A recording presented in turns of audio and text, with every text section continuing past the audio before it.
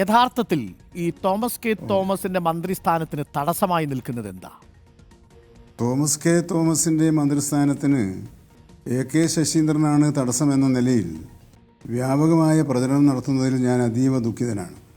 Thomas K തോമസിനെ മന്ത്രിയാക്കുമായി ബന്ധപ്പെട്ട് പാർട്ടിയുടെ ദേശീയ അധ്യക്ഷൻ 2 മാസം മുമ്പ് ഞങ്ങൾ 3 പേരെയും ബോംബെയിൽ വിളിച്ചിരുന്നു. ആ യോഗത്തിൽ ബഹുമാനപ്പെട്ട പ്രസിഡന്റ് എന്നോട് തോമസിന് ഒരു അവസരം നൽകണമെന്ന് നിർദ്ദേശിക്കുകയുണ്ടായി. ഏത് സമയവും പാർട്ടിയുടെ ദേശീയ നേതൃത്വം ആവശ്യപ്പെട്ടാൽ രാജിവെക്കാൻ തയ്യാറാണ് എന്ന് ഞാൻ വിവരം അദ്ദേഹത്തെ ധരിപ്പിച്ചു.